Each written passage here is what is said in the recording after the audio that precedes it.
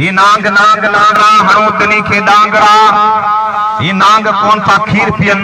ये खून पी था खुश थियन हिनन खिलाफ जोठ जे हिनी के खूब घोठ जे अञा तो खून पियो खिजे अचो तो यार हिक जे सर्वे सिंधावली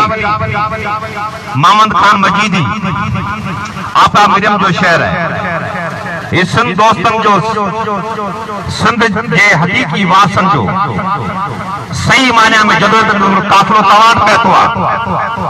सिंध ते एक तमाम दुखी सूरत हाल है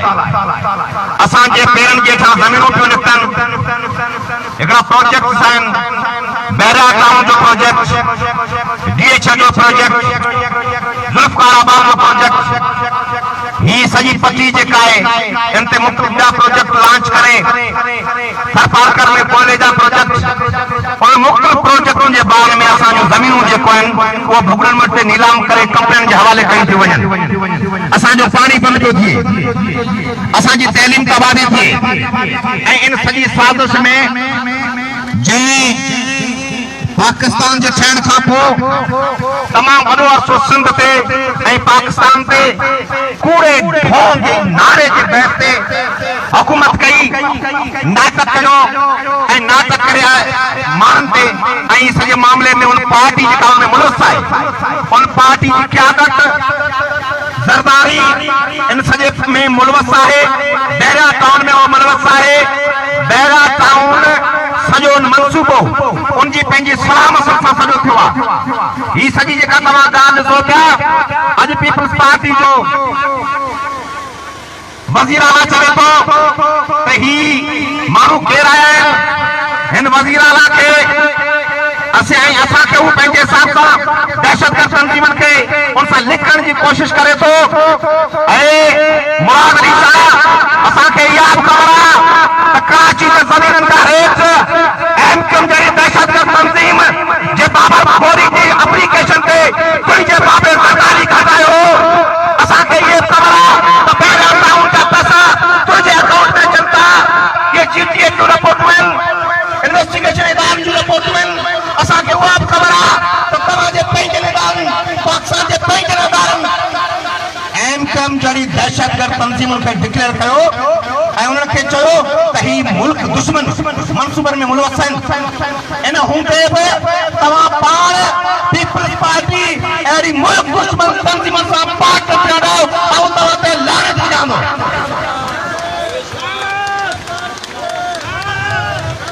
तव्हां ते 4 केस दाख़िल करे माण्हुनि खे ईसाए छॾंदा तव्हां सिंध जी तारीख़ जा तव्हां वाक़ुफ़ आहियो त सिंध जो माण्हू अवाम जॾहिं बि ही जेको तव्हां माण्हू आहियो जेको रोडनि ते बीठा आहियो जेको रेड़नि ते कमु करियो था जेको अॼु हिते गॾु थिया आहियो रंग बरंगी झंडनि में इन्हनि जॾहिं बि छेड़ो कयो आहे उन्हनि सां हिकिड़े पासे हू से मिलियो जंहिंसां गॾु जनरल हुआ जंहिंसां गॾु वॾेरा हुआ जंहिंसां गॾु सरदार हुआ जंहिंसां गॾु ॿियूं ताक़तूं हुयूं उन्हनि ताक़तनि जे साम्हूं जॾहिं बि वेड़ तव्हां कई आहे एमआरडी जी जदोजहद में तो फतेह तव्हां हासिल कई आहे उन्हनि हारियो आहे ऐं मिटे जे निज़ाम जे करे तव्हां उठा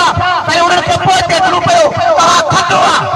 हर जदोजहद पब्लिक जी जदोजहद जॾहिं उथी आहे ऐं फतेह असां हासिल कई आहे तंहिंजे करे असीं तव्हां सां मुखातिब थियण आया आहियूं त सिंध जे ॾुखे टाइम ते हिन सिजावल जे शहर जा वासियो जेकॾहिं सिंध जा दोस्त तव्हांखे सॾु ॾींहनि जहिड़े क़िस्म जी पुरमन झमुरी जदोजहद लाइ अबा तव्हां तयार आहियो न ऐं जेको माण्हू बैरिया टाउन सां मुलवस थी कूड़ा नाटक करे पीपल्स पार्टी जो ढोंग करे नारा कूड़ा करे शहीदनि जो मातम करे ऐं वरी तव्हां अचे ऐं वरी नाटक करे ऐं ज़मीन असांखे ॿियनि खे ॾियणु चाहे उहो सिंध जो दोस्त आहे या वॾा आहे जेको माण्हू